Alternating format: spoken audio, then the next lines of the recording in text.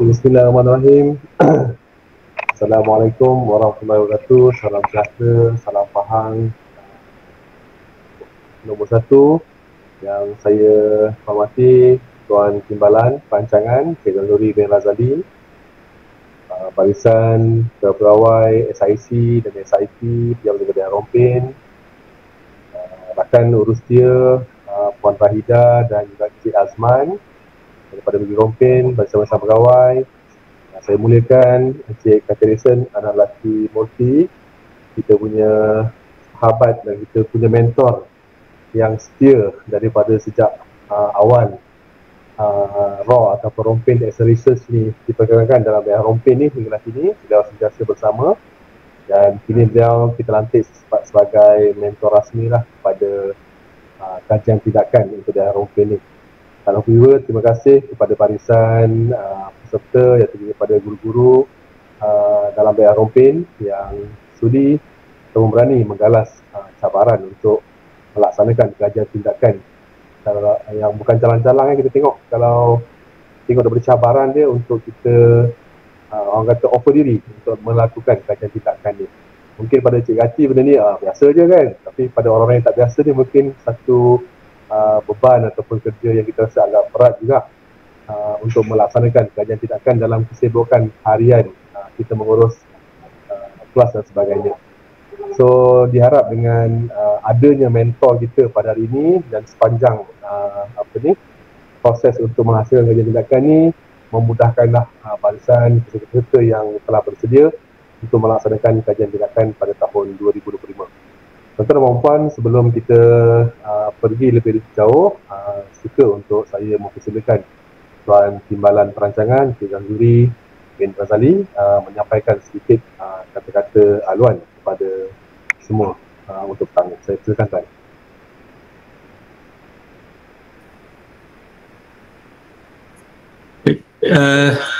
Terima kasih pada sahabat saya Cik Fauzi, penolong PPD Sektor Perancangan. Bersama kita juga okay. Bismillahirrahmanirrahim. Assalamualaikum warahmatullahi wabarakatuh. Alhamdulillahirrabbilalamin. Allahumma salli ala sayyidina Muhammad wa ala alihi washabihi wa barik wasallim. Rabbi shrah li sadri wa yassir li amri wahlul 'uqdatam min lisani yafqahu qawli. Okey, syukur kita pada petang ini dapat kita berjumpa, terutama sekali pada sahabat saya Encik Catherine, anak lelaki Murti, ya, yang mana saya kenal dia semasa beliau berada di Muazzam Shah. Dulu tak silap saya di SK Bukit Redan. Betul tuan? Okey. Juga selamat datang kepada semua SIC, SIP, pegawai-pegawai dari PPD dan juga rakan-rakan guru yang akan menyertai kajian tindakan. Ya. Kajian tindakan ini sebenarnya salah satu platform yang baik, yang bagus untuk kita gunakan dalam sebenarnya untuk kita merancang jugalah, ya, tuan-tuan dan puan, ya. Untuk dan dapatan-dapatan daripada kajian tindakan ini kita akan gunakan. InsyaAllah pada tahun ini kita akan cuba jurnalkan kalau ada lebih, kalau ada bajet, dan juga kita akan buat satu macam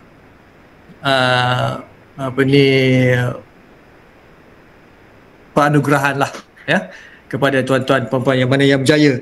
Okey, tuan-tuan dan puan-puan yang dihormati, okey, kajian tindakan kita ni insya-Allah kita akan akhirkan pada bulan Jun, ya, pada bulan Jun. Kenapa kita buat bulan Jun? Kerana kajian tindakan peringkat negeri akan bermula pada awal Julai. Jadi minta tuan-tuan puan-puan dapat menyiapkan kajian tindakan kalau boleh pada bulan Jun lah, pertengahan bulan Jun, supaya kita dapat selaraskan untuk kita angkat pula kepada kajian tindakan peringkat negeri. Ya. Saya pun tak nak berceloteh panjang kerana saya tahu Tuan Catherine kita ni banyak idea yang nak dikongsikan bersama tuan-tuan puan-puan semua sekarang, ya. Okey, terima kasih sekali lagi saya ucapkan kepada Tuan Katiresen kerana sudi bersama kita. Harap tuan-tuan puan-puan gunakanlah idea-idea kepakaran yang ada pada Tuan Katiresen ini untuk membantu dalam penulisan kajian tindakan. So saya serah kembali kepada sahabat saya Cik Fauzi untuk agenda seterusnya. Terima kasih. Assalamualaikum dan salam sejahtera.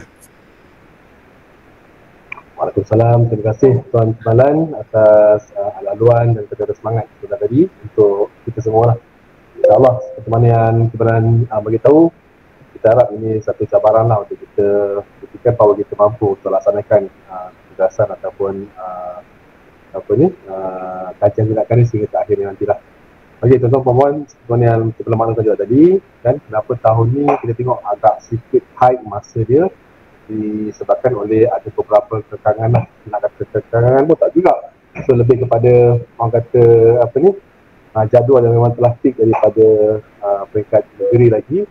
Cumanya tahun ni alhamdulillah bermula agak nak kata awal tak juga, tapi nak kata lewat pun saya rasa banyak lagi masa insyaAllah kalau kita boleh laksanakan dengan sebaik mungkin lah.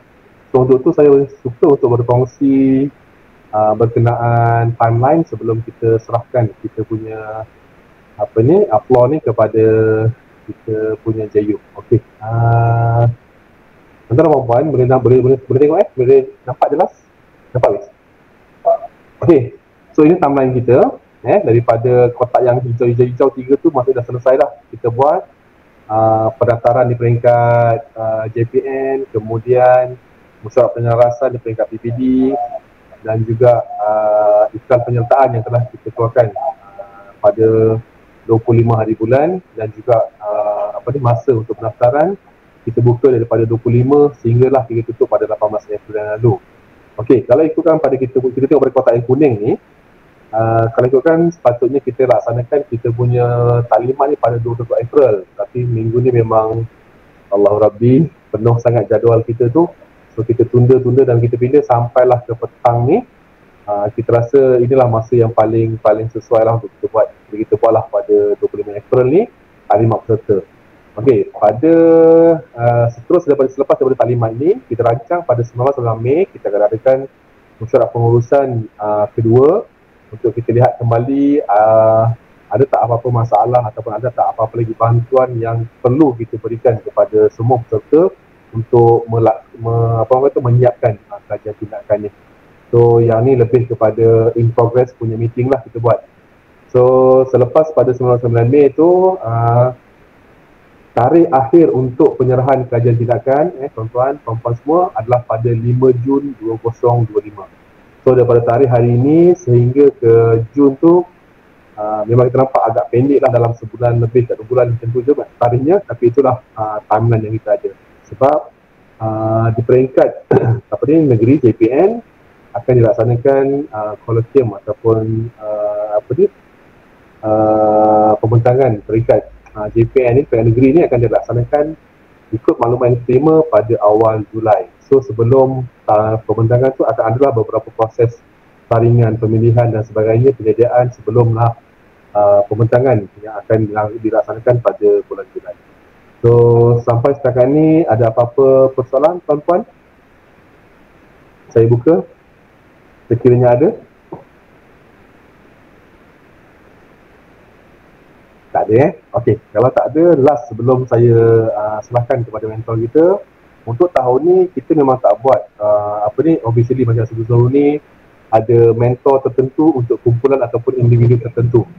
So tahun ni konsep kita adalah kita buat terbuka, maksudnya semua peserta ataupun peserta kajian tindakan ni, menti-menti ni, tuan-tuan berpeluang untuk pilih mana-mana mentor yang tuan-tuan rasa boleh membantu. Katalah boleh engage juga terus dengan kita punya mentor utama, Cik Katiresen, ataupun boleh juga engage dengan mana-mana SIC ataupun SIP yang yang memang kita lantik sebagai mentor sebenarnya tindakan ni lah.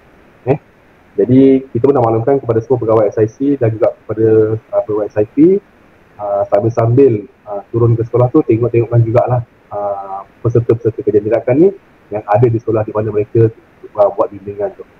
Okey tuan-tuan So kalau tak ada apa-apa persoalan atau pertanyaan, saya rasa dengan segala hormatnya saya mempersilakan CU kita, mentor utama kita, Cik Kathirison, anak lelaki Muti, untuk meneruskan sesi perbingkiran pada petang. Silakan, Tuan.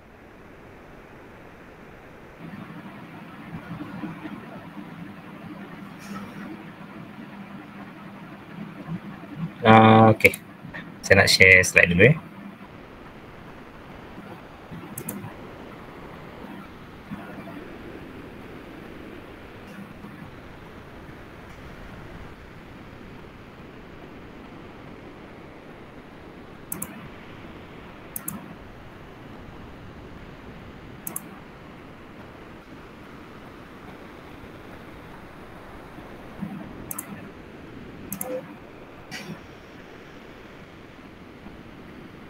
Okey. Terima kasih Encik Fauzi sebagai penyelaras program daerah dan kajian tindakan.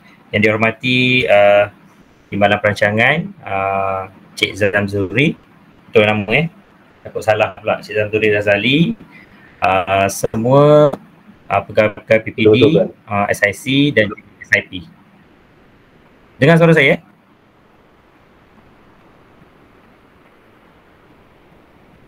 Dengar Kati. Okey. Dan guru-guru yang punya caburan untuk menjalankan kajian tindakan lah. Okey, dah lama dah sebenarnya tak Google Meet kan. Okey, hari ni Google Meet sebab selalunya fizikal, sekarang ni banyak fizikal. Jarang dah sekarang ni buat GM. Okey, mungkin dah lama macam aplikasi ni pun macam slow sangat. Saya pun tak tahu. Okey.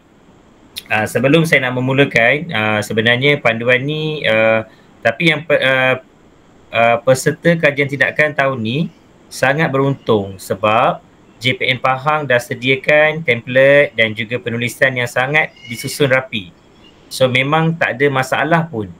Lagi satu, saya tengok timeline ni tadi macam bila saya bincang dengan Puan Rahida tadi, dia kata cepatnya kena hantar. Saya kata sebab sebelum ni kan kita orang sampai 3-4 bulan, ada beberapa bimbingan apa semua. Kali ni memang tak perlu.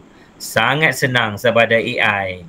Sangat mudah, dah prompt pun dah bagi dah sekali. Kita ambil terus dan kita copy and paste dan kita letak je apa masalah kita dan apa benda yang perlu dah buat intervensi, terus dah keluar. Penulisan siap, 10 minit dah boleh siap. Kalau sebelum ni, kalau adalah template ni, saya rasa boleh siapkan 10 kajian tindakan dalam setahun saya boleh buat. Dan pembentangan pun banyak boleh buat. Saya rasa cikgu-cikgu yang join kali ni sangat beruntung. Sebab template dah ada. Cuma saya akan terangkan satu persatu. Sebenarnya cikgu-cikgu dah tahu kajian tindakan ini adalah satu amalan yang ditambah baik dalam proses pedagogi kita, perancangan RPH kita. Sebab bila kita mengajar, bila berjumpa dengan masalah, kita tak lepaskan macam tu saja. Mungkin kelas kita ada 12 ataupun 30 orang pelajar. Dalam 10 orang pelajar tu memang ada masalah. Dan kita akan selalunya kata pelajar ni masalah kehadiran, kata pelajar ni ada masalah autism lah, apalah. Bagi saya itu bukannya masalah besar. Sebabnya bila PDP kita tak ada masalah, mana masalah tu pada cikgu sendiri. Mana kita kena tambah baik pengajaran kita dan juga kita kena wujudkan dengan intervensi untuk melaksanakan PDP yang lebih tersusun dan rapi supaya PDP kita lebih tersusun lah dan juga objektif kita capai dalam kemahiran yang kita ajar. Okey, saya akan tunjukkan setelah saya akan terangkan panduan asas penyediaan laporan dan baru saya akan tunjukkan macam mana saya buat satu kajian tindakan yang boleh saya berjaya sehingga sampai peringkat negeri. Okey. Saya teruskan dengan penulisan dululah. Okey.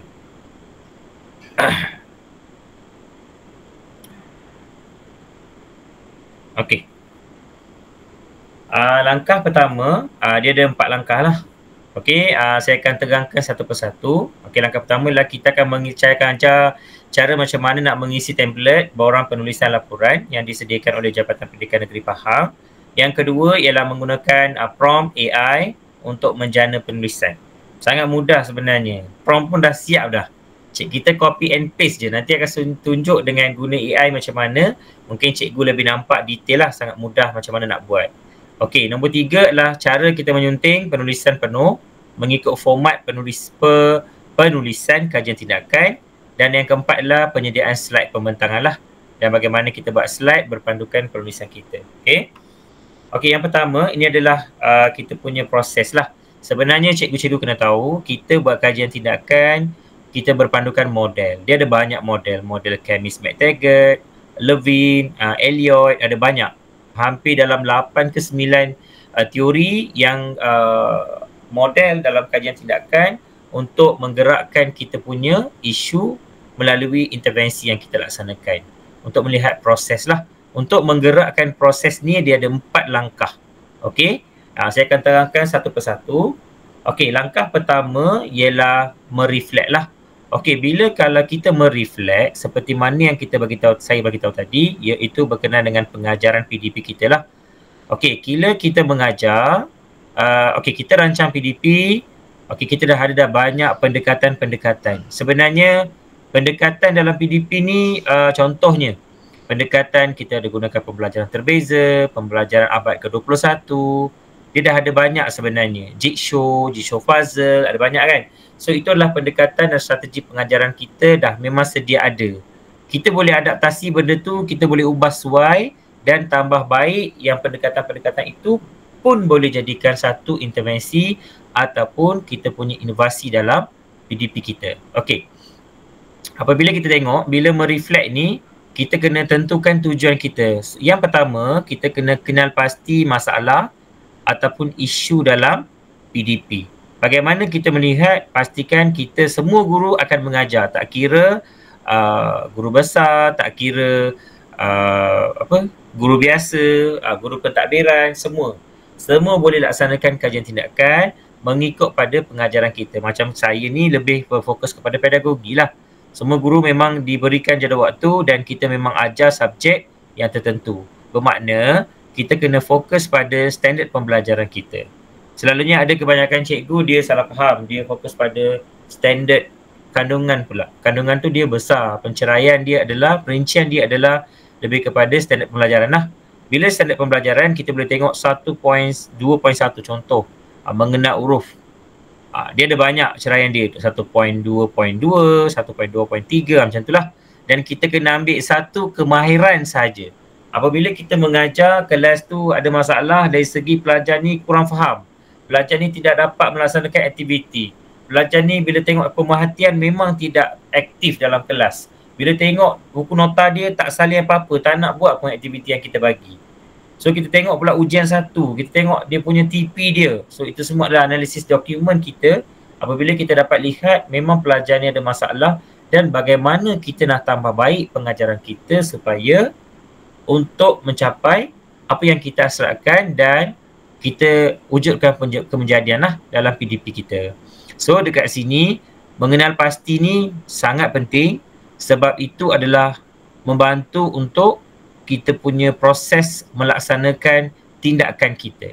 Okey, dia boleh dapatkan data dalam pelbagai sumber. Cara mengutip data pun dia ada cara-cara dia. Okey, bila cikgu mengajar kita boleh tengok kita dah buat pemerhatian dalam dua bentuk. Pemerhatian ni dia ada banyak benda. Biasanya kalau pemerhatian ni lebih kepada panca indera kita lah. Apa yang kita lihat, apa yang kita rasa, apa yang kita dapat dengar dalam kelas. Benda-benda macam tu lah. So daripada situ kita kena buat refleksi terhadap pemerhatian tadi. Dan selain daripada itu, setelah kita dah buat pertama, kedua kita boleh tengok pula asli kerja murid. Dan juga analisis peperiksaan. Mungkin dalam sekolah menengah lah, macam kita sekolah rendah, dia ada UASA tetapi still kita akan pergi kepada TP kita. Okay? Dan juga kita boleh tengok dokumen penyeliaan kita, jadual waktu kedatangan, temu bual, macam-macam sumber lah kita boleh korek kita punya data kita dan kita boleh melihat pemerhatian tingkah laku seperti mana yang saya kata tadi tentang panca indera kita. Dan yang kedua adalah analisis dokumen lah. Dia punya buku tulis dia, lepas tu kad 001 ke, tak kisah sebab dia macam pelajar pemulihan, pelajar pendidikan khas, still kita akan fokus kepada kad 001. Itu pun analisis dokumen juga untuk membantu kita punya melaksanakan tindakan. Bagaimana, kenapa saya melaksanakan tindakan ini? Kenapa saya gunakan bahan getah? Kenapa saya gunakan bahan buangan? Sebab kita tengok analisis dokumen dia punya background dia punya kesihatan dia macam tu. Boleh jadi menyokong lah. Dan kita boleh buat source lidik dan boleh buat ujian dan juga refleksi guru lah. Dan ini semua kita collect data dulu. Daripada data itu kita boleh lihat adakah isu yang kita utarakan ini memang betul-betul ada masalah dan perlukan bantuan, dan barulah kita tetapkan sasaran kita berapa ramai dalam kelas itu memang wujud masalah ini melalui data-data yang kita dah kumpul tadi. Okey, kita boleh buat juga rakaman video, gambar tu pun satu data, dan juga dokumen-dokumen yang tertentu lah. Okey, daripada pertama cikgu kena mereflect, ini adalah Kemis Medtech Girl lah 1988, dia ada 4 fasa untuk menggerakkan kajian kita. Okey, bila tetapkan kumpulan sasaran, cikgu jangan ramai sangat sebab mungkin makan masa. Satu yang itulah. Satu lagi, kita boleh tetapkan kalau walaupun seorang pun boleh buat kajian tindakan, tak ada masalah. Dan ada cikgu pernah tanya saya, seorang boleh buat ke? Boleh buat sebab sekolah dia memang kurang murid kelas tu. Boleh sangat. Okey, lebih daripada ni jangan terlalu lebih sebab terlalu 10 orang ke 8 orang ke mungkin makan masa. Kita ambil spesifik dan kita tetapkan kita punya objektif dan data-data yang bukti tu kenapa saya memilih kumpulan sasaran ini sebagai saya punya kajian untuk melaksanakan tindakan ini. Macam tu. Kena ada justification lah yang sangat kukuh melalui data-data yang kita kumpul. Okey, saya harap cikgu faham yang pertama. Okey, ini yang template yang disediakan oleh Jabatan Pendidikan Negeri Pahang lah. Okey, cikgu boleh tengok ayat tu dah bagi dah. Cikgu tiru sebiji ayat tu. Cuma cikgu kena isi tempat kosong je. Nanti saya akan tunjukkan isi tempat kosong ni macam mana, cara dia macam mana. Semua boleh tunjuk, saya akan tunjuk. Okey, saya mengajar di kelas. Cikgu boleh buat sesuai lah ayat tu kan. Kadang-kadang kalau kita masuk ChatGPT ke, masuk Gemini ke, dia akan ubahlah banyak-banyak aplikasi sekarang ni. Cikgu-cikgu dah mahir dah kan. So, kita boleh copy je, kita boleh paste, kita masukkan je. Mengajar berapa lama apa semua. Lepas tu masukkan analisis data didapati daripada soalan, daripada murid jawapan daripada temu bual. Berikutlah analisis data daripada UASA peperiksaan ni. Murid dapat kesan semasa dalam menjawab soalan ni ada masalah. Okey, tetapkan masalah apa yang cikgu dapat lihat. Barulah kita dah buat pemerhatian daripada tingkah laku dia. Barulah kita tengok pula analisis dokumen latihan murid dia. Kita boleh pilih data berdasarkan panduan yang kita dah bagi tadi. Supaya kita dapat kukuhkan data kita, maka kita mengatakan saya dah mereflect, apabila reflect, kita lihat balik diri kita, memang masalah ni wujud. Kena buktikan lah. Makna seolah-olah mereflect ni, dia lebih kepada penyataan masalah. Berpandukan di SKP ataupun berpandukan kemahiran yang kita ajar dalam kelas lah. Okey. Okey, yang kedua ialah, seterusnya ialah pada fokus kajian. Okey, fokus kajian daripada refleksi di atas. Didapati murid tidak dapat menjawab soalan menguasai kemahiran apa. Kemahiran ni cikgu kena tetapkan sebab setiap kemahiran tu kalau cikgu balik dekat DSKP, cikgu tengok mesti ada 2 benda. Mungkin dia kata mengenal pasti dan menggunakan. Pastikan bila cikgu dah tetapkan fokus ini, maka cikgu punya tindakan itu pun dalam bentuk bandukan secara proses. Pastikan cikgu tetapkan fokus kita. Sebab apa kita fokus kita tetapkan, ini adalah seolah-olah kita lebih kepada objektif kita. Okey? Maknanya di sini boleh cikgu tetapkan ceraian dia, kita letak A, B, C ataupun A, B, boleh ikut panduan je cikgu. Masalah ini berlaku dalam kalangan murid adalah kerana mereka tidak apa. Cikgu boleh lihat daripada kita punya pemerhatian tadi kan. Bila cikgu mereflect tu, kita dah boleh jawab dah kita punya fokus kita. Okey? Pada masa yang sama, cikgu kena kaitkan juga dengan fokus pertama dengan fokus kedua. Okey, jika perkara ini tidak ditangani, apa yang akan berlaku? Dan inilah perasaan kita, kita letakkan emosi kita, situasi sebenar dalam bilik darjah. Sebab kita tak tahu, pegawai pun tak tahu apa yang berlaku. Okey, mungkin cikgu boleh masukkan rakaman ke, cikgu masukkan gambar-gambar ke. Inilah dia punya situasi kelas. Selalunya budak ni tidur. Cikgu tutup kalau muka pelajar tu sebab sekarang ni kan banyak sensitif kan. Okey, lepas tu pula cikgu tengok murid juga akan terlepas peluang untuk mendapatkan markah kerana. Cikgu kena bagi alasan lah.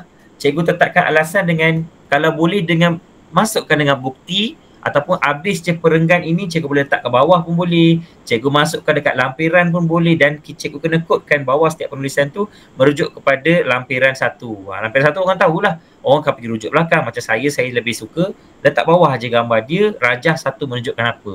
Dan dalam laporan tu saya akan ceritalah rajah 1 menunjukkan bahawa bukti gambar yang menyatakan bahawa pelajar ada masalah. Dan bagi mengatasi masalah ini, saya mencuba untuk menghasilkan satu bahan intervensi iaitu berbentuk ini bagi tujuan untuk diharapkan mencapai objektif yang telah ditetapkan untuk melepasi TP2 kepada TP3. Kajian ini melibatkan berapa orang pelajar. Macam itulah. Dan fokus kita kena tetapkan dengan betul sebab dalam tajuk kita nanti, kita mesti kena ada kita punya masalah, apa kemahiran yang kita fokus dan intervensi yang kita laksanakan dan sasaran kita. Dan kelas mana. Itu barulah spesifik orang boleh nampak benda ni kepada tahun 1 untuk 5 orang murid sahaja. Macam tu. Okay, next. Yang kedua. Kita dah tengok dah mereflect. Dalam mereflect, cikgu pula. Okay, saya dah tunjukkan dia punya panduan dia dan juga lepas tu bagaimana kita nak tulis fokus. Okay. Yang kedua ialah merancang. Okay. Daripada masalah tadi, okay, sebelum cikgu nak merancang, ini biasa yang saya buat lah. Sebab tu selalunya hantar kajian tindakan, Cikgu Kati selalu menang. Cikgu Kati selalu dapat award. Cikgu Kati pergi batik orang pun macam tu. Dan mungkin cikgu-cikgu rompeng pun boleh buat macam saya buat lah. Okey, sebab fokus tu, masa dalam fokus tu cikgu kena terangkan sasaran pemilihan cikgu kan ayat akhir tu. Kenapa saya pilih kumpulan sasaran berapa orang? Kerana sasaran saya ni sekian. Pelajar ni mempunyai. Mungkin cikgu boleh masukkan dalam template jadual pun boleh, tak ada masalah. Mungkin dalam jadual cikgu letakkan gambar, cikgu letaklah murid pertama, cikgu letak ciri-ciri dia, lepas tu sebelah tu apa yang pemerhatian yang cikgu buat dalam bilik darjah, apa kelakuan yang dia buat, apa background family dia, apa sosioekonomi dia, apa dia punya status dekat sekolah, status di rumah, cikgu masukkan. Lepas tu gambar kedua pula, buat jadual macam tu supaya lebih nampak dan cikgu tegangkan dalam satu petikan, saya telah memilih berapa orang pelajar dan juga berpandukan jadual 1, jadual bawah ataupun jadual 1.1 menunjukkan bahawa inilah ciri-ciri dan juga latar belakang dan sosioekonomi dan personaliti pelajar. Sebab personaliti, sosioekonomi dan sosiobudaya dia akan mempengaruhi kita punya tindakan yang kita laksanakan ataupun intervensi yang kita laksanakan. Saya harap cikgu faham ya. Dan yang langkah kedua ni sangat penting untuk merancang aktiviti yang sangat spesifik menjurus kepada masalah dan juga pastikan ia dalam bentuk satu proses. Sebab bila proses ni, senang je orang boleh faham. Oh, ni cikgu pertama buat. Oh, nampaknya ada proses. Budak pun dah boleh faham dengan mudah. Arahan dia pun sangat mudah dan jelas supaya intervensi yang cikgu laksanakan, perancangan cikgu ni, bila cikgu bagi, saya bagi pada Cik Fauzi pun boleh laksanakan sekolah. Bila Puan Rahidah bawa ke sekolah, boleh terangkan pada orang lain. Sebab itu resepi tu sangat penting. Dan semasa cikgu rancang ni, cikgu kena tetapkan jadual pelaksanaan, cikgu kena tetapkan kaedah, bagaimana kaedah cikgu nak guna, terangkan kaedah apa. Kalau nama dia sketchy sikit, cikgu terangkanlah kenapa saya wujudkan nama ni, apa dia punya maksud dia dan bagaimana pelaksanaan dia. Kalau bentuk akronim, ceritakanlah akronim tu, masuk ke dalam bentuk gambar ataupun diagram supaya dalam grafik ke lebih jelas, lebih nampak, lebih detail. Sebab penulisan ni tak ada masalah. Sekarang ni kita nak resepi tu. Bila masalah berlaku dalam kemahiran itu, apa resepi, apa petua yang cikgu ada. Dan petua dan perancangan cikgu tu pastikan secara bentuk proses dan nampak dengan bentuk gambar dan kami dapat lihat gambar betul-betul, memang betul-betul inilah, saya terus bawa bahan tu, saya boleh laksanakan kat sekolah saya juga dan ia akan jadi satu panduan.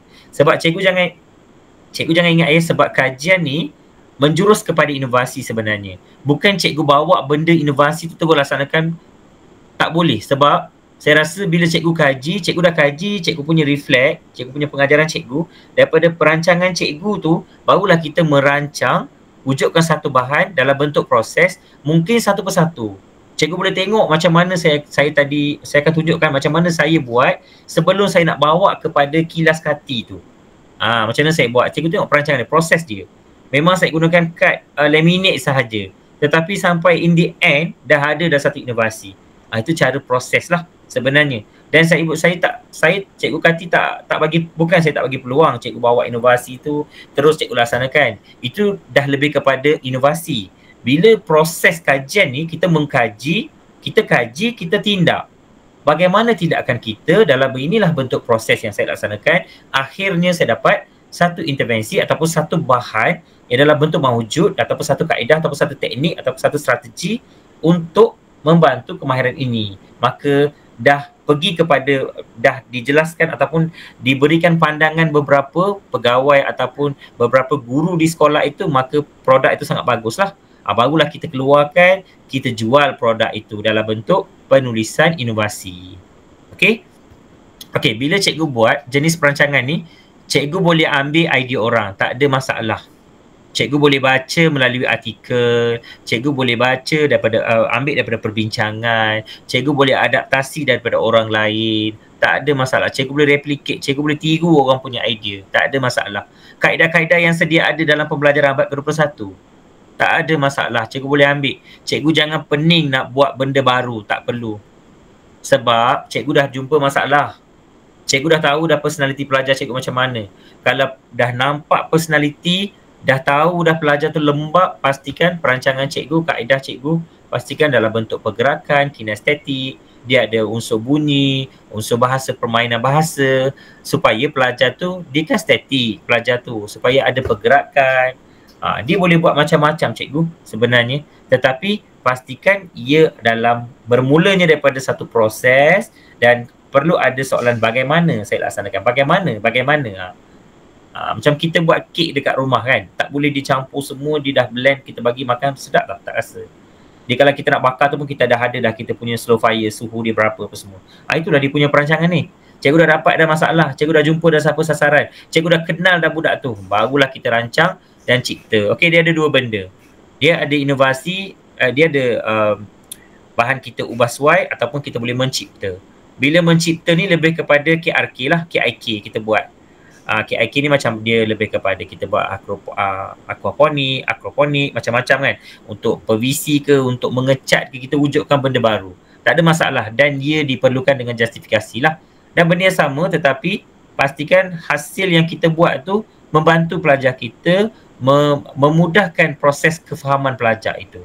Sebenarnya itu je masalah dia. Pelajar tu ada masalah kurang kefahaman, itulah kita kena laksanakan. Kita kena merancang satu intervensi yang boleh membantu pelajar itu. Okey? Okey, ini cara dia. Okey, sebenarnya bila cikgu saya dah terangkan tadi kan, aktiviti 1. Apa benda aktiviti 1? Tak kisah cikgu nak buat dalam, macam biasanya saya akan buat proses lah. Bermakna kad imbasan, dia ada. Kedua saya buat apa, ketiga buat apa, keempat buat apa. Daripada empat aktiviti ataupun tiga aktiviti ni, kalau cikgu ada satu-satu je lah. Kalau ada tiga lah. Sebab apa? Ini adalah benda yang resepi yang tersusun. Pelajar saya tak boleh membaca atau tak boleh membina ayat, maka saya buatkan beberapa proses dalam bentuk aktiviti dulu dan saya akan ceritakan juga langkah ataupun prosedur pelaksanaan dia supaya resepi ataupun idea yang saya laksanakan ni boleh dilaksanakan oleh cikgu A, cikgu B, cikgu C dan seterusnya. Okey? Pertama contohlah, macam contoh membaca suku kata.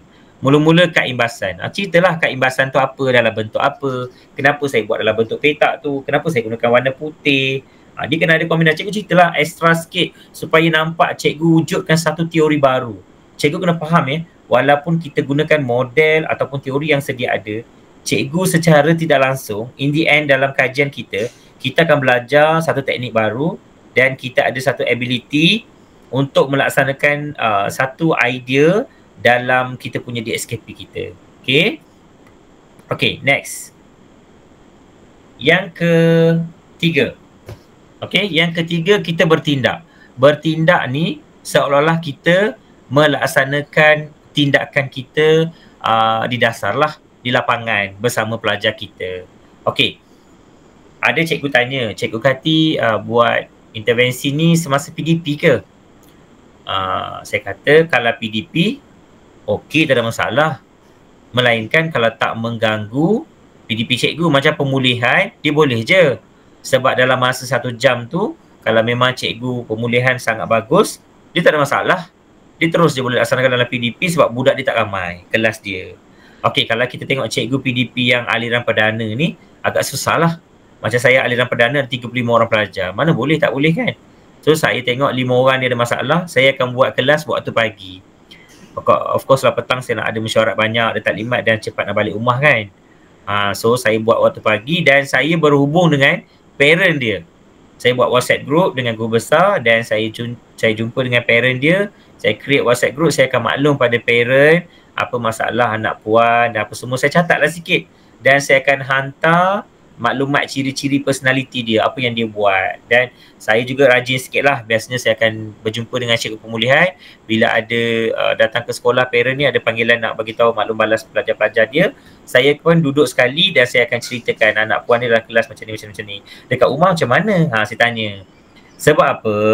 Kita pastikan dekat rumah kadang-kadang budak tu terabai. Mungkin mak ayah dia kerja apa semua kan.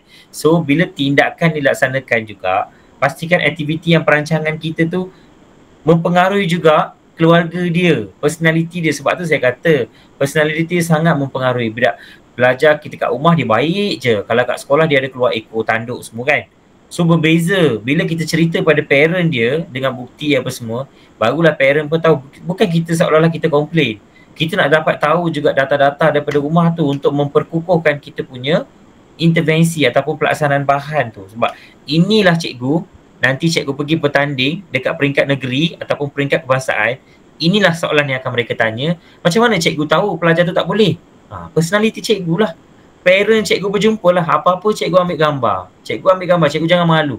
Sebab kajian ni cikgu laksanakan, cikgu nak berjuang, nak menunjukkan pada pendidikan kita, kita melaksanakan dengan proses macam ni lah cara dia. Dan kita dengan adanya satu guideline bantuan untuk JPM Pahang ni, wujudkanlah satu cara yang bagus untuk memberikan panduan pada pemeriksa kita lah, yang pegawai-pegawai juga. Mereka dapat lihat, oh cikgu ni bagus ni.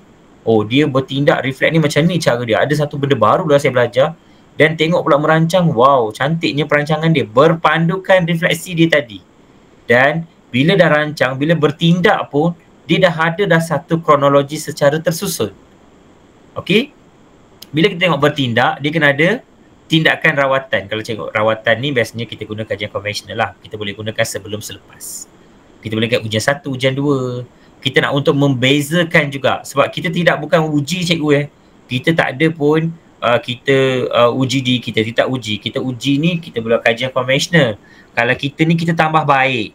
Kita tambah baik. Kita salah ni. Kenapa budak ni tak boleh buat tak boleh budak ni. Budak ni tengoklah background dia macam mana. Dia tak pernah lihat pun benda ni. Kalau kau laksanakan AI sekarang ni, bawa benda PowerPoint, bawa canggih-canggih semua. Budak tak boleh buat, kita marah. Sebab kita tak baca lagi personality pelajar tu, latar belakang murid dia macam mana. Sebab tu kita jadi tertekan bila kita buat bahan tu.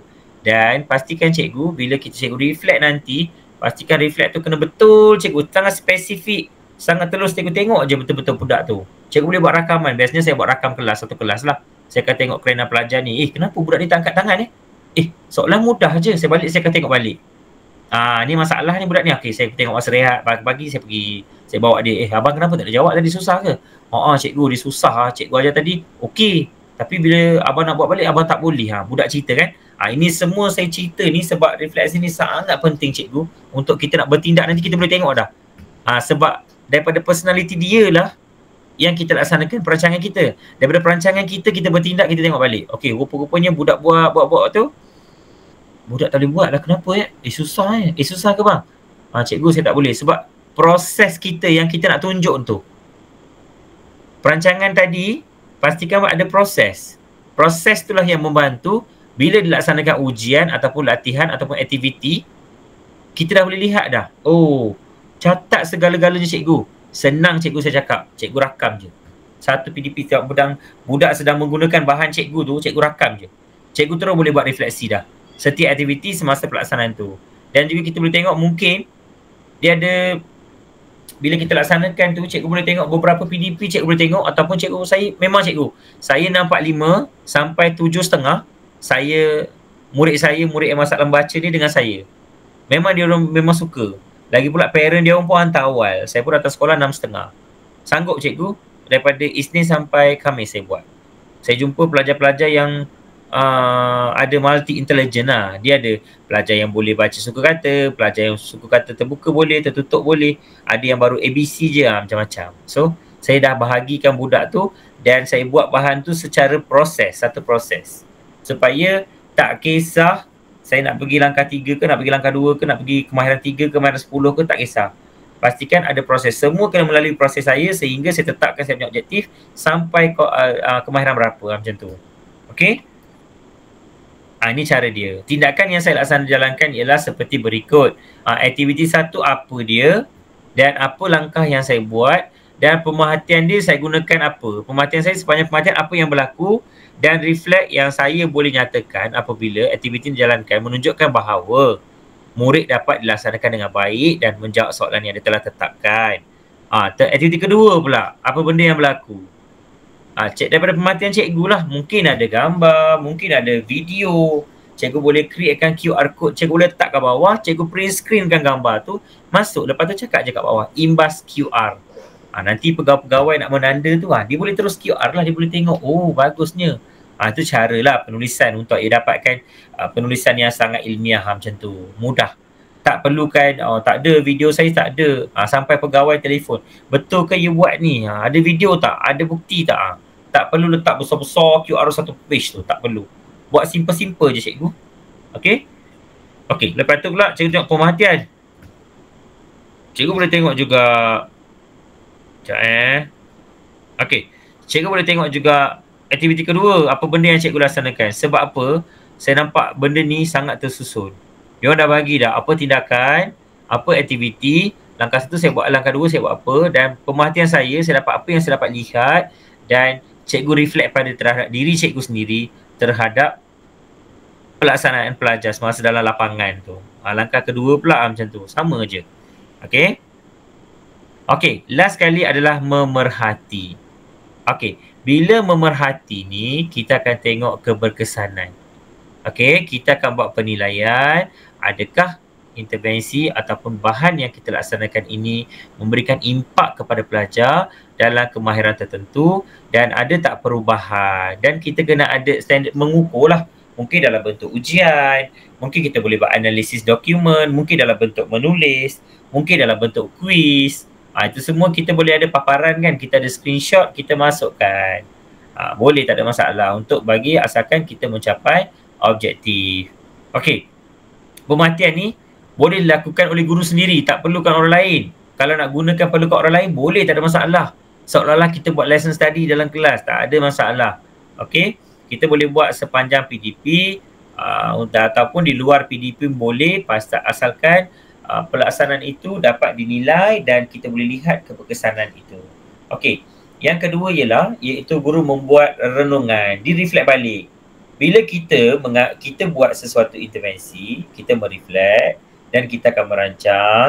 Bila dah merancang, kita melaksanakan dan kita dah laksana, kita memerhatilah untuk dapatkan data adakah ada perubahan dalam kita punya pelaksanaan ataupun perancangan yang kita buat. Dan last kali kita buat laporan ditulis secara berperingkat. Okey, dah dimaklumkan dokumentasi itu sangat penting. Dan cikgu jangan malu cikgu semasa ambil gambar, pastikan cikgu pun ada dalam gambar tu. Kenapa saya cakap macam tu? Mungkin orang beranggapan bahawa kajian ini dilaksanakan oleh lain dan seolah-olah cikgu ambil gambar orang. Macam tu pun boleh berlaku. Pernah berlaku dengan saya sendiri pun masa pembentangan. Okey. Dan sekiranya program tindakan tersebut berjaya, maka bolehlah disebarkan kepada guru-guru lain. Jika tidak berjaya, perlu dirancang semula. Tu dia beberapa lah. Okey. Apabila dah lalui 4 fasa ni, ni dia punya cara penulisan lah. Berdasarkan keputusan ujian-ujian dan analisis yang telah dilaksanakan, saya mendapati teknik Akilaski yang diperkenalkan oleh murid ke cikgu ke merupakan kaedah yang sangat bagus kerana sekian. Lepas tu hasil kajian tindakan ini boleh ataupun telah menunjukkan hasil dan perkembangan dalam perkembangan dalam proses kemahiran menguasai kemahiran membaca, dalam spesifikkan apa benda. Okay? Dan last kali yang seterusnya ialah atas kesedaran keyakinan saya memperolehi. Tengok dia guna ayat saya je. Tak perlu guna penyelidik pun tak apa. Sebab saya ni guru lah, sebab cikgu yang buat kajian tindakan untuk diri dia. Untuk membetulkan amalan PDP supaya PDP dia mencapai objektif yang diasratkan dan membantu pelajar kita dalam kelas itu. Kita bukannya kita beri komen, kita pelajar tu tak boleh. Pergi pula cikgu sains dia kata tak boleh. Pergi cikgu mat dia kata memang tak boleh. Bila 10 kali seorang guru tu cakap pelajar tu tak boleh, memang sampai bila-bila cikgu tu budak tu tak boleh. Bermakna apa usaha kita untuk melaksanakan PDP yang lebih bagus, berpandukan latar belakang, berpandukan personaliti dia supaya PDP kita capai apa yang diasratkan. Cikgu jangan asrat tinggi-tinggi tau. Bila buat kajian tindakan ni, skop ni sangat kecil cikgu. Tak ada masalah, sangat mudah dah boleh buat. Okey. Langkah kedua, saya akan tunjukkan prompt lah. Dah bagi dah dan saya akan tunjuk prompt dia dan saya akan membantu cikgu bagaimana kita nak menulis lah. Okey. Okey, cikgu boleh tengok kat sini. Mungkin PPD Rompin akan edarkan benda ni lah. Okey.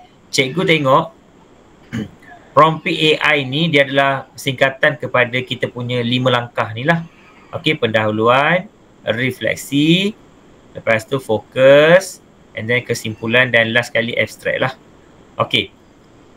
Cikgu boleh tengok kat sini dalam prompt AI ni ialah 5 perenggan, iaitu ilmiah merangkumi latar belakang, pengalaman PDP, macam cikgu mengajar lah.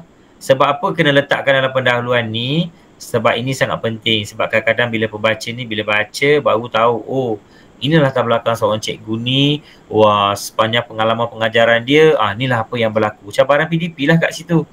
Dan tujuan ataupun kepentingan. Sebab bila dah kita dah ada cabaran, kita kena nyatakan juga kenapa dan apa kepentingan dia.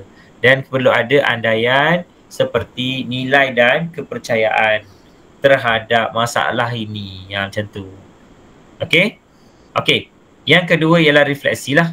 Dia kena dah bagi dah 5 perenggan dah ada. Cukup semua sekali 20 perenggan, dan satu lagi 1 perenggan adalah lebih kepada abstrak lah. Makna kita dah ada tak sampai 10 hingga 15 page cikgu sebenarnya. Kalau ada gambar banyak, janganlah cikgu buat gambar besar-besar 1 page sampai 20-30 muka surat pula. Saya tak tahu PPD Rompin yang tetapkan berapa muka surat untuk penulisan ni. Sebab kadang-kadang kalau terlalu panjang pun orang tak baca. Sebab dia ada bagi prompt kan, AI ni sangat mudah untuk laksanakan. Okey. Okey, yang ni adalah menjana penulisan menggunakan prompt AI yang disediakan oleh contoh aplikasi AI lah. Kalau saya guna, ni guna Gemini, selalunya saya guna ChatGPT. Dia tak ada dah. ChatGPT ataupun Gemini yang mana-mana yang dirasakan sesuai. Okey. Okey, kita pergi, saya akan tunjukkan bagaimana kita nak buat ni lah. Bagaimana kita nak buat penulisan untuk... Okey. Saya rasa sebelum saya nak tunjukkan AI tu, baik saya tunjukkan saya punya PowerPoint dulu. Mungkin cikgu-cikgu lebih nampak lah. Sekejap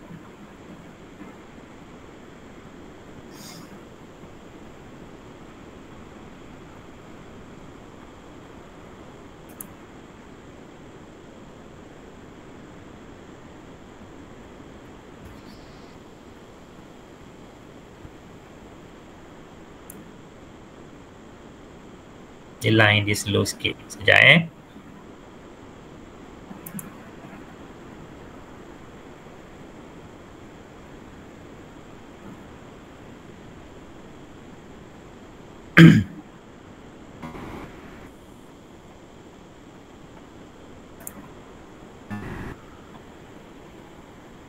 Okey.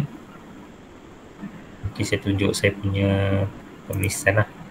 Lagi mudah.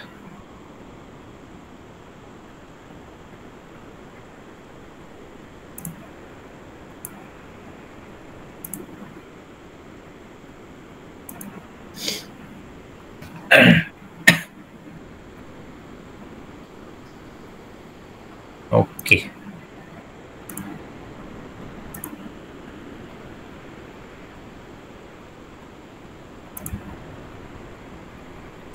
Okey.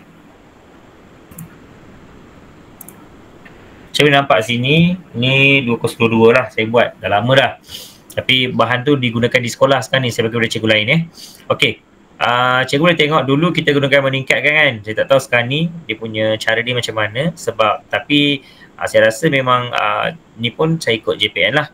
Okey, meningkatkan kemahiran suku kata. Dan saya dah bagi tahu dah masalah dia adalah suku kata. Menggunakan teknik kilas. Kilas tu intervensi lah, kilas K ni. Okey, dalam kalangan 5 murid tahun 1 amanah.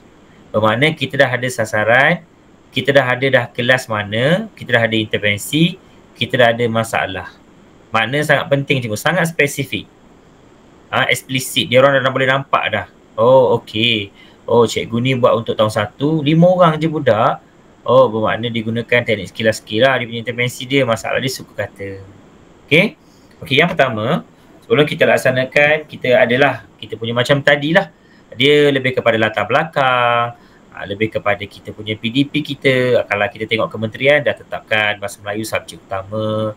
Kalau kita tengok objektif pertama, apa benda objektif pertama dia, perlu menguasai huruf apa semua. Kalau 3M ni sangat perlu fokus. Bila pandemik ada masalah, kita tak tak boleh beri pendedahan yang penuh, ataupun kalau kat rumah budak tak tahu macam mana cara sebutan apa semua kan. So, bila tengok saya lebih fokus kepada kemahiran membaca. Kalau mereka tak boleh membaca, mengenal huruf apa semua, maka mempengaruhilah semua subjek ni. Itu secara kasarnya. Okay. Bila kita tengok refleksi awal, cikgu boleh tengok kat sini. Kalau cikgu kita sendiri, kita fokus kemahiran mana, saya nak fokus kepada suku kata. Roman 3 tu, 2.1.1, Roman 3. Mana cikgu ambil satu je lah. Cikgu jangan ambil semua. Kalau melainkan, macam saya buat 8 konstruk tu, saya fokus kepada satu persatu. Saya kena huruf, lepas tu saya pergi kepada huruf vokal, pergi konsonan, lepas tu saya pergi kepada suku kata. Macam tu lah. Suku kata kan ada banyak, tertutup, terbuka, ada diftong apa semua tu kan. So saya fokus sampai situ. Okay. Bila tengok saya WhatsApp dengan cikgu saya, dia kata memang ada masalah, sangat kritikal. Yang 5 tu saya ambil lah. Selalunya yang KO ni saya ambil. Sebab saya memang suka. Sebab pelajar ni dia ada satu mazhab, satu teori baru dekat budak-budak tu. Kita boleh belajar dengan budak tu. Dan melalui video. Saya suka sangat kalau dengan budak-budak macam tu. Okay. Objektif ni yang fokus tadilah. Macam saya tetapkan satu objektif je. Menambah baik amalan pengajaran. Ini kaedah lama, sekarang ni dah ada. Sebab fokus ni cikgu, pastikan tetapkan dengan betul-betul. Fokus cikgu apa? Nak capai apa-apa, bla bla bla bla bla. Lepas tu nak lepasi fokus saya, pelajar kita daripada TP2 kepada TP3 untuk menguasai kemahiran membaca. Dalam suku kata, dalam apa? Macam tu. Berapa suku kata pun boleh tetapkan juga, tak ada masalah. Okey. Ini tetapkan kumpulan sasaran lah. Kenapa saya tetapkan pada kelas 28 orang? Saya kenapa ambil 5 orang? Sebab personality dia, umur dia, dia kan suka bermain dalam kelas apa semua tu. Ini semua mempengaruhi lah bila saya nak buat bila saya nak buat tindakan saya tu. Okey. Okey, next pula cikgu tengok. Ini saya punya intervensi. Singkatan je. Cikgu nampak tak proses? Saya contoh tadi langkah tadi.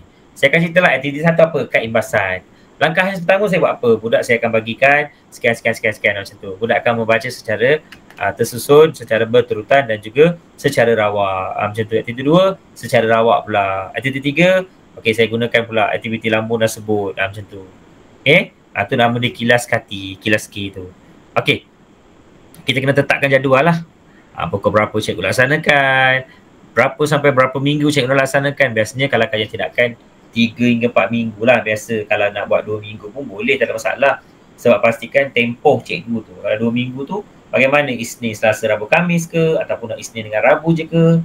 Kenapa cikgu tetapkan 2 waktu tu saja? Cikgu tu kena justify lah. Kena terangkan apa benda cikgu buat apa semua tu. Okay? Tetapkan masa, tetapkan hari. Ni bahan saya sebab buat lah. Okay. Inilah yang saya buat tadi. Yang saya kata 4 step yang JPM Pahang buat tu. Ini model Chemist Method. Kita melaksana, kita merancang, mereflect, buat tinjauan awal, lepas tu kita merancang dan melaksanakan lah. Dan dalam kajian ini saya buat 3 kitaran. Dia ada 3 kitaran. Kenapa saya buat 3 kitaran? Sebab dia ada 5 orang pelajar. 2 orang pelajar tu dah melepasi, dah boleh membaca. Dia dah kenal dah suku kata. Tapi 3 ni ada masalah, perlukan bimbingan ataupun dia fasa peniruan. Dia meniru, tengok kawan sebelah, dia pun cuba. Macam tu. Saya tak nak macam tu, saya tambah baik lagi bahan yang saya buat dan saya tambah baik lagi untuk supaya dalam akhir sekali saya gunakan dalam bentuk permainan lah. Supaya pelajar ni dah boleh mengikuti kelas saya. Okey? Dan saya tetapkan instrumen juga. Macam mana saya nak data, memerhati, nak perlukan collect data lah. Bila collect data, dia boleh membuat instrumen, boleh menggunakan temu bual, boleh menggunakan pemerhatian, boleh menggunakan analisis dokumen, boleh gunakan rakaman dan pelbagai, ada banyak. Dan akhir sekali, kita kena cerminkan balik refleksi yang kita dah buat sebanyak 3 kali. Maka dah akhirnya kali ketiga, intervensi tu dah berjaya, semua pelajar dah menguasai, bermakna cikgu punya intervensi ni bagus, ada perubahan. Dan barulah cikgu kena nyatakan dalam penulisan cikgu secara terperinci. Kalau cikgu rasa tertekan, cikgu pergi mengadu mesyuarat sampai tak boleh jaga budak cikgu, pun ceritakan. Sebab ini adalah dalam bentuk naratif. Dia tak ada pun dalam bentuk numbering. Okay? Dengan tentera nombor lah. Okay. Cikgu boleh tengok. Yang pertama, tindakan pertama apa yang saya buat. Cikgu boleh tengok. Sebelum saya nak pergi ajar suku kata, saya uji pelajar ini dan saya tanya budak tu, adakah pelajar ini betul-betul dah menguasai semua huruf? Sebab kalau nak tahu dia nak baca suku kata tu, pastikan kita kena tahulah kadang-kadang budak ni kan dia buat-buat tahu. Kadang-kadang dia tak nak tahu pun sebab cikgu jarang. Suku kata je kita akan bagi. BA, kita akan tanya semua kan. Sebelum tu kita kena check adakah pelajar ni boleh sebut ataupun kenal semua huruf vokal dan konsonant. Okey. Cikgu-cikgu boleh tengok kat situ. Ada beberapa huruf tu saya dah asingkan. Sebab apa? Dia tak boleh sebut dan dia tak boleh, dia lupa. Tapi kali kedua dia boleh. Lepas tu tanya, pandainya abang boleh sebut ni? Abang kan pandai cakap macam tu. Selalunya saya akan bagi dalam bentuk verbal lah ganjaran dia supaya pelajar ni boleh mengikuti kelas dan mereka perlukan satu bimbingan dan sokongan lah. Bila saya bagi dia kata, Cikgu Kati, mama kita selalunya bagi video, kita tengok dalam YouTube, kita boleh je menyanyi. Dia nyanyilah suruh nyanyi. A, B, C dia nyanyi. Lepas tu tengok, abang kan tengok, abang ni menghafal, cikgu tak nak you menghafal. Okey. Kitaran kedua pula, macam tindakan kedua pula, saya bagi pemukul alat tu dan saya keluarkan buku ganjaran. Sebab apa saya keluarkan buku ganjaran? Bila seorang, mereka slow sangat dan mereka bosan. Bila saya kata, kalau awak cari dengan cepat dan tepuk dengan pemukul alat tu, bermakna saya akan bagi satu stiker. Dia pun cepat lah. Bila seorang dia tak boleh, dia slow, dia cari je. Bila berdua dia laju. Tengok. Orang lambat kan dia mencari. Laju kan. Siapa yang tepuk pertama tu dia akan dapat token. Laju kan. H J D. Tengok laju kan. Nampak dari segi pemerhatian dia, koordinasi tangan dia, dari segi fokus dia, banyak benda kita boleh selitkan dalam ni sebenarnya. Dan bentuk permainan, mereka seronok sangat. Okey, bila saya dah tengok semua benda ni, saya dah nampak dah, pelajar ni boleh, tak ada masalah. Dia dah secara berterutan pun boleh, secara rawak pun boleh, tak ada masalah. Mereka dah kuasai. Maka saya bawa lah bahan saya. Okey, bahan ni, kotak ni sebenarnya, pernah tengok tak kotak apa? Kotak terbuang serbuk ala kapas. Saya ambil kotak tu, saya pergi ambil dekat kantin. Saya ambil je, dia bila buang tu saya pergi ambil. Okey, cikgu boleh tengok kat situ 1 hingga 5 kan. 1 tu ada star, ada bintang. Bintang tu adalah alternatif. Dia mesti kena keluarkan. Sebab itu adalah kotak warna hitam dan itu adalah huruf vokal semua. Okey, bila cikgu tengok 1 hingga 5 tu adalah huruf konsonan dan saya dah asingkan, saya pergi meniru pula buku BCK, baca kawan cepat kawanku yang Pahang punya, Yayasan punya. Dekat situ ada huruf tiang, huruf buncit, huruf payung. Berpandukan itulah saya susun semua huruf tu. Saya laminate, saya buat dan saya balutkan kotak itu dan mereka akan lambung lah. Yang pertama, cikgu boleh tengok dekat situ ada garis 4 segi tu kan. Okey, pertama dia kena lambung, dia kena cabut dulu nombor dia. Kan ada bola pingpong, dia cabut 5, dapat nombor 1 contoh. Dia dapat nombor 2. Dia buka lah kotak nombor 2 tu. Dia buka yang yang kotak kuning tu dan dia lambung kotak kuning, contoh dia dapat kotak biru, contoh dia dapat B, R contoh. Bila R, dia ambil lah pula kotak alternatif tu, A tu star tu kan, dia akan lambung RA, Ra, RE, Ra. Dia akan sebut dan saya akan sediakan borang, saya akan tengok dia bermain tu, saya akan tanda satu persatu. Bila dah yang tak habis ni, bila tak jatuh, kadang-kadang RU tu U tu jatuh lambat kan, dia buatlah sehinggalah dia seronok dan pada masa sama dia penat. Sebab apa saya bagi penat? Semua ini adalah dalam kelas sangat pasif cikgu. Pasif. Dia orang memang tak berikan komitmen penuh dalam PDP saya. Dan satu lagi, ada seorang tu suka sangat bercakap. Bila bercakap saya bagi banyak kerja lah. Dan akhirnya saya melepasi sebenarnya. Dan dalam satu kotak tu, sehari tu seminggu lah saya guna. Memanglah slow, lambat. Tapi cikgu tahu, setiap pagi datang saya tak buat kelas pun, Cikgu Kati kenapa lambat? Kita tunggu je tau. Cikgu Kati lambat hari ni macam tu. Padahal itu memang tak ada kelas lah. Ini cara yang saya buat dapatkan data lah. Macam tadi kita memerhati sepanjang pelaksanaan. Bila saya suruh membaca, sebelum tu saya tengoklah, oh tak boleh. Lepas tu dah boleh. Kita buat ujian apa semua. Lepas tu kita buat rakaman video. Sebab apa saya buat rakaman video? Sebenarnya rakaman video ni sangat membantu macam-macam benda yang kita boleh kaji daripada budak kita. Dia ada satu ability, ada satu keyakinan saya boleh lihat kat sini. Sebab daripada video ni dia tengok balik, saya paparkan balik cikgu video ni pada budak saya. Sebab biar dia tengok dan biar dia komen sendiri apa yang berlaku dan kenapa dia dalam keadaan macam tu. Di situlah Cikgu Kati sebenarnya tadi kan kita takut tau, abang takut. Abang takut salah. Lepas satu lagi, mata kita macam kabus lah nampak benda ni kita selaju. So saya tukar lah. Lepas tu saya sekarang ni dah tambah baik kad tu sebenarnya. Saya letak QR code, ada bunyi sekarang. Saya punya member dah balik PhD tu, dia nak buat benda tu. Saya bagi kat dia lah macam tu. Okay. Ni data lah ujian membaca suka kata. Saya akan tanda lah. Saya akan tanda satu persatu dan akhirnya berjaya.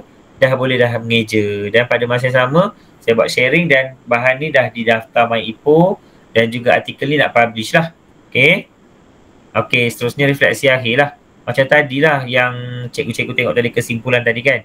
Kita kena reflect balik dan renung balik daripada pertama sampai dah penghujung dan apa yang cikgu belajar benda baru dalam cikgu punya PDP cikgu. Okay. Okay. Rujukan ni penting lah. Rujukan ni penting cikgu.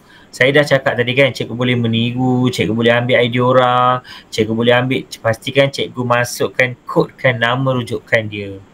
Kenapa saya suruh masukkan? Sebab jangan tak beri ilmu kita nak, tapi tak bagi pengiktirafan pada cikgu tu. Bahaya cikgu, okey? Tak perlu malu sebab kita boleh ambil idea orang, kita boleh terus laksanakan saja dan pastikan cikgu kodekan dalam rujukan cikgu supaya dihargai apa yang dia buat. Okey? Okey, sekarang ni kita akan pergi kepada ni lah. Kita akan pergi kepada macam mana cikgu gunakan prompt untuk gunakan AI untuk melaksanakan kajian tindakan lah. Okey. Kejap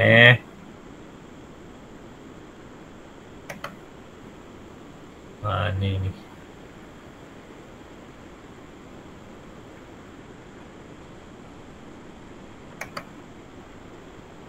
Okey, saya pergi kepada Gemini dululah. Okey, bila kita pergi kepada Gemini ni sangat senang cikgu. Sangat senang. Okey, sekejap saya pergi copy dulu saya punya prompt ni. Okey.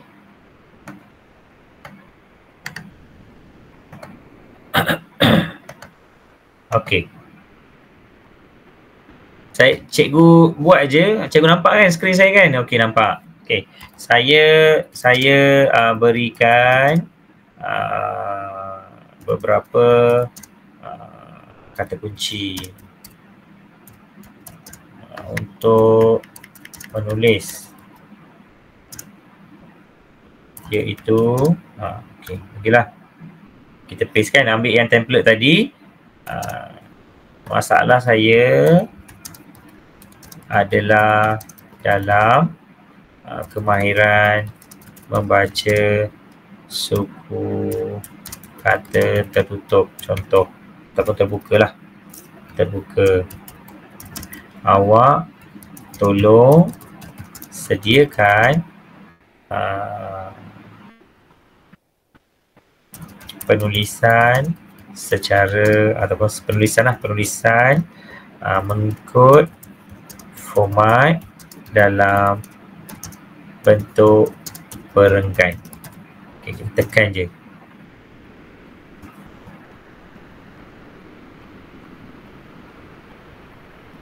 Dia baca sekejap, dia akan cakap lah laki latar belakang. Okey. Lepas tu dia masukkan juga pengalaman kita PDP. Okey, observasi. Ayat nanti kita boleh tukar lah. Okey, dah masukkan, lepas tu nilai sebagai seorang pengkaji. Kalau masukkan guru pun boleh, tak ada masalah. Dia kata tu, kalau cikgu nak lagi yang lagi bagus, letakkan tolong saya buatkan dalam ataupun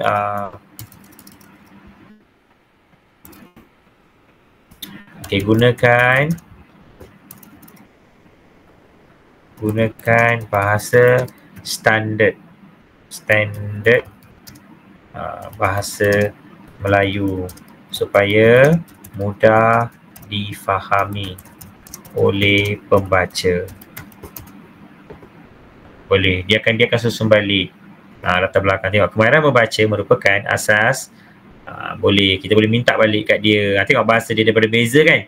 Dia tadi bahasa dia masuk Indonesia semua tau. Dia masuk bahasa Indonesia banyak tadi. Sekarang ni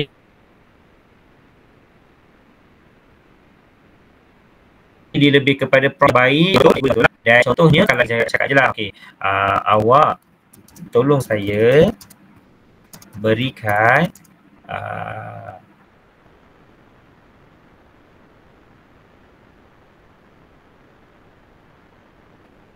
ataupun macam ni, berikan saya ataupun sedik. Bila laju sangat dia pun jadi slow pula. Tolong berikan kajian lepas yang menyokong penulisan bagi setiap perenggan. Pastikan kajian lebih terdekat iaitu 2023 hingga 2025. Contoh, kita minta dia balik. Okey, dia kata baik. Okey, kajian lepas dia kata apa, intervensi awal perkembangan kemahiran literasi. Nampak? Dia bagi nama, suka kata apa semua. Pengalaman dia, cakaplah kajian lepas 23. Cikgu ambil je benda ni, cikgu boleh masukkan dalam cikgu punya penulisan. Jangkaan kajian lepas. Kita boleh masuk, minta juga dia punya rujukan penuh. Berikan rujukan penuh ikut format APA. Boleh minta juga. Dia akan bagi jugalah. Kalau dia nak bagi, okay, kalau ada penulisan dia akan bagi. Okey, dia bagi. Cuma kita tak detail kan. Tengok ni alias 2024 awal perkembangan kanak, dia akan bagi. Kita boleh ambil benda ni sebab dia guna satu AI, satu rujukan je kan. Kita boleh guna. Kita boleh copy and paste je. Okey, kalau yang pertama, yang tu pertama. Okay, yang kedua pula. Okey, saya ambil ketiga lah. Saya ambil ketiga. Okey. Sama cikgu, ChatGPT pun sangat mudah. Sebenarnya ChatGPT lagi mudah sebenarnya. Okey. Sediakan maklumat berpandukan prompt. Ini contoh. Kita boleh minta dengan dia. Dia akan susun lah. Mengaitkan fokus kajian dengan ni. Dia kaitkan. Menentukan pemilihan macam mana. Sebab kita tak masukkan kemahiran kita dengan betul kan. So dia lambat lah. Dia kepentingan, kebolehgunaan, kerelevanan. Dia dah susun dah. Cikgu copy paste sahaja. Okey. Kalaulah saya masukkan saya punya ni sekejap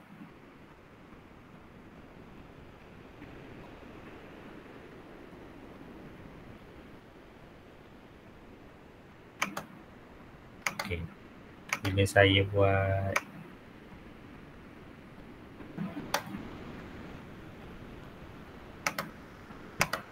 saya masukkan tajuk saya. Macam ni pula.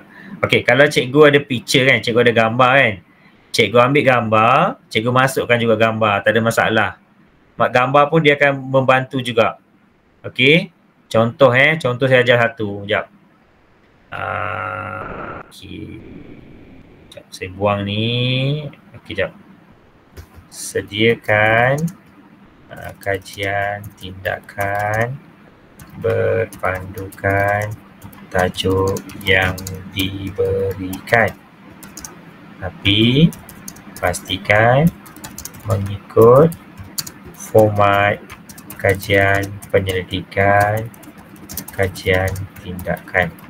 Contohlah kita try kita try.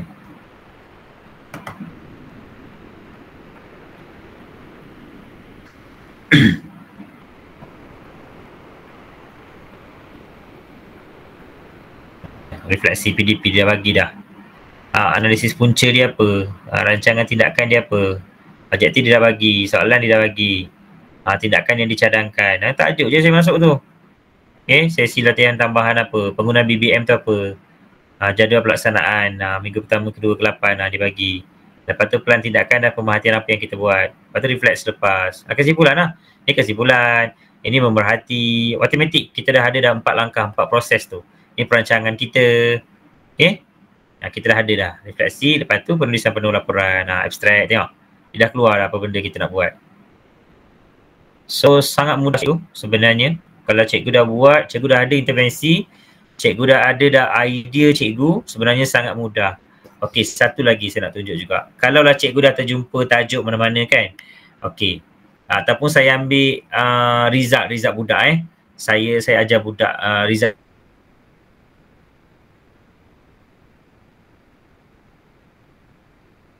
budak lagi mudah sebab tadi saya ambil. So okey, jap. Saya ambil image.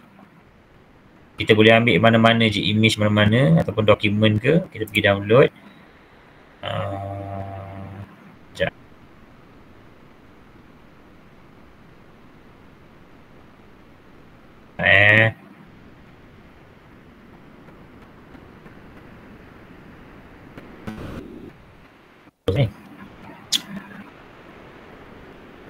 Harap bersabar Biasalah dia banyak buka apps ni macam tu lah.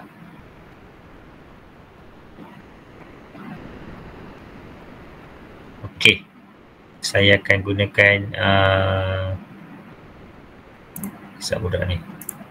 Kisah siapa ni? Okey.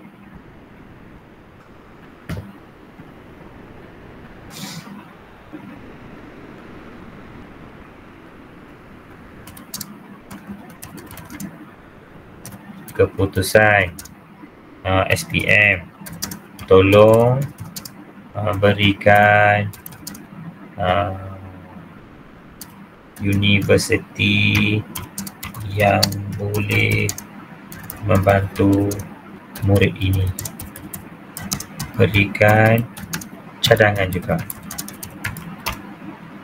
Dia bagi, bila kita masukkan keputusan, tengoklah dia akan bagi universiti mana, dia akan bagi semua. Tengok dia bagi kepujian kenapa lulus, cadangan universiti di bidang, cadangan apa. Nanti cikgu-cikgu buka skor anak cikgu ke mana-mana ke, boleh try lah. So memang sangat mudah sebenarnya. Dan kita boleh tanya macam-macam. Kerjaya dia ada tak ikut kursus saya nak pilih universiti ni. Dia sangat mudah. Okey. Satu lagi, sama juga cikgu, ChatGPT. Cikgu jangan risau. Kalau Gemini ni, kalau kita cari tu, memang dah ada kat sini cikgu, dia memang tak hilang. Cikgu jangan takut. Kalau kita tengok, kalau saya buat research kan, saya boleh cari, saya minta tengok dia bagi prompt macam ni, kajian terkini dia besar macam tu. Dia sangat detail cikgu. Gemini lagi detail lah. Dan ni saya tanyalah beberapa soalan, dia akan tanya. Kalau tak tahu, motor skill, ni tadi penulisan ilmiah dia dah keluar kan. Dia dah ada tajuk, dia create sendiri tajuk dia, berpandukan apa yang kita bagi. Kalau cikgu nak tukar pun boleh, tak ada masalah. Kalau cikgu nak tukar bahasa tajuk dia pun boleh, nak pin pun boleh, nak rename pun boleh, nak delete pun boleh. Okey, nak new chat, kita bagi new chat lah, kita buka lah. Dan kalau kita tak nak, kita tutup balik. Macam tu. So memang tak hilang cikgu. Memang tak ada masalah, memang benda ni tak hilang. Okey, kita pergi pula, saya share this tag lah. ChatGPT lagi senang cikgu. Saya biasa guna yang ni lah. Okey, kalau kita masukkan prompt tadi, okey, kesimpulan lah. Okey, saya ambil fokus kajian contoh. Tadi dah fokus dah kan. Okey, ni refleksi. Saya akan ambil copy dan saya masuk sini. And then saya pergi pula dekat picture ni, saya akan pilih copy and paste kat sini. Okey, saya dah paste kan. Okey, kita buat kan. 5 perenggan lah, kita tengok dia buat tak 5 perenggan. Refleksikan diri, dia pencarah guru lah kan, pencarah dia guna ayat tu. Tengok dia susun. Dia akan bagilah, cikgu boleh buat sesuai lah, mengikut pada baca tu cikgu boleh buat sesuai. Sangat mudah, tak susah pun. Pengumpulan data awal, apa benda pengumpulan data awal lah. Kadang-kadang benda yang tak buat pun ada, cikgu buat sesuai lah apa yang cikgu dah buat. Kalau cikgu nak buat pengumpulan data, cikgu masuklah. Okey, data awal, saya dah bla bla bla buat video, buat apa gambar, apa semua kan. Lepas tu cikgu masukkan gambar tu cikgu buat apa. Cikgu buat dalam bentuk jadual. Ni nampakkan kelainan cikgu punya penulisan daripada orang lain. Tak adalah macam dalam bentuk petikan je.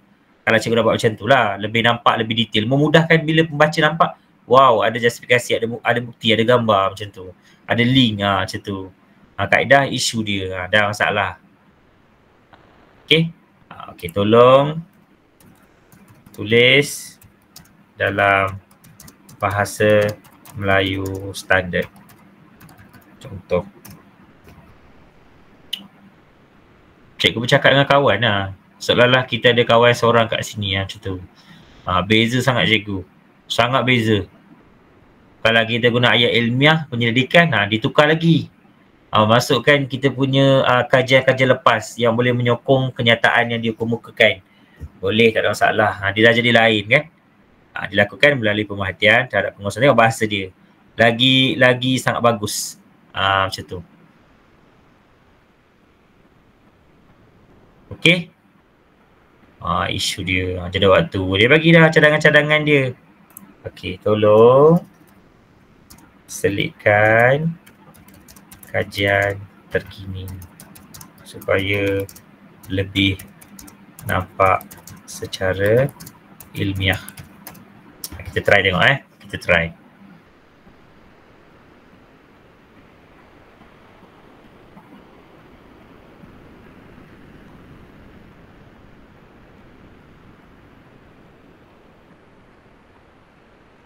Tengok. Membaca awal Mokhtar 2023. Dia bagi ke SSR. Kan ada. Sebab dia perlukan juga beberapa kajian lepas lah supaya kan kita pun kaji, kita mengkaji. Tengok cikgu boleh belajar pengajaran berbeza ni. Kan ada macam-macam.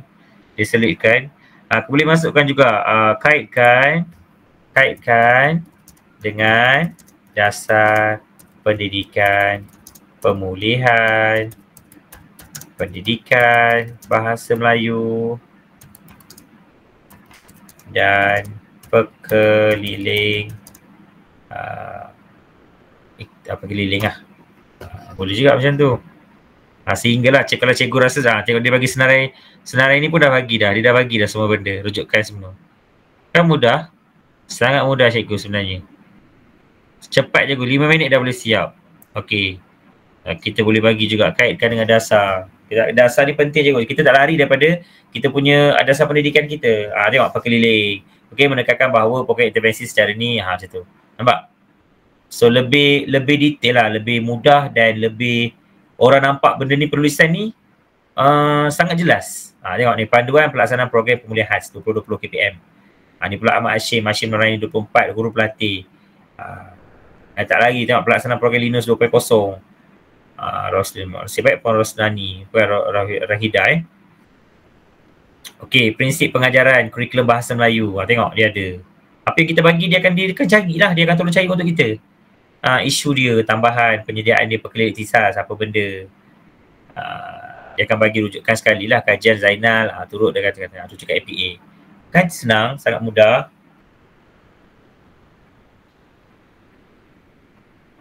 Itu saja. Okey, saya rasa harap jelas lah apa yang saya terangkan, harap membantu juga cikgu-cikgu rompeng. Lepas ni cikgu rompeng hebat lah, boleh ajar saya balik nanti. Okey, tak ada masalah, dah selesai. Ada lagi. Dia cari dah semua benda. Dan dia akan, cikgu boleh tanya balik, awak bagi rujukan ni betul ke tak ni? Saya takut ni, benda ni tak sah, tak valid. Awak buktikan saya. Dia akan bagi tahulah, benda ni valid betul-betul, jangan saya tak tipu awak, saya ni baik. Dia akan cakap. Awak marah lagi, dia marah, saya bengang awak. Dia bengang lah. Bagi ayat yang cantik sikit lah, tak comel lah. Dia buat lagi. Macam tu cara dia. Okey? Okey, itu saja. Serba sedikit daripada saya untuk petang ni. Sekian, terima kasih. Sebelum tu saya nak bagi tahu cikgu bila dah jumpa isu, pastikan mintalah bantuan beberapa rakan. Saya sendiri pun boleh, tak ada masalah. Lepas isyak tu saya memang free je, saya sedia membantu. Dah Puan Raida dah bagi tahu, Cik Fauzi pun dah bagi tahu. Okey, dan juga PPD Rompek banyak membantu saya sepanjang saya berada di sana. Dan walaupun di jauh mana pun ada je dalam hati dia orang sentiasa. Sangat membantu dan saya pun sedia membantu juga.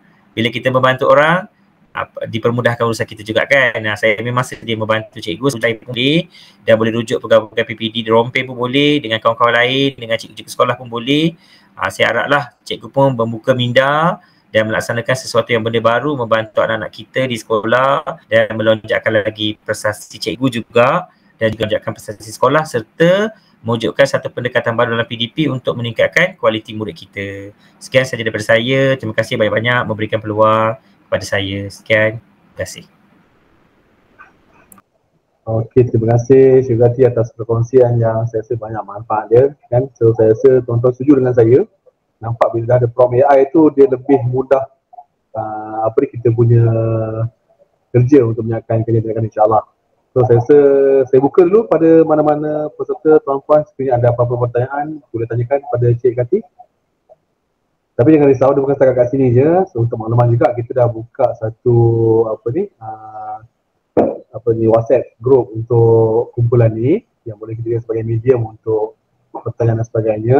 Cuma nanti saya kena minta kebenaran daripada Cik Kati. Kalau dia rasa okey untuk di-join dalam group tu, dia akan join lah. Kalau tak, tuan-tuan boleh tanya dalam group tu, nanti kami boleh sampaikan secara personal kepada Cik Kati lah sekiranya ada apa-apa persoalan ataupun pertanyaan berkaitan kajian gunakan tuan-tuan. Yang paling penting tuan-tuan, matlamatnya tuan-tuan kena selesaikan dengan cara yang paling sempurna dan paling terbaik, dan kami sentiasa ada untuk membantulah bagi tuan-tuan sampai hasrat untuk menyelesaikan kajian tersebut. So saya buka, kalau ada apa-apa persoalan tuan-tuan dan puan-puan silakan.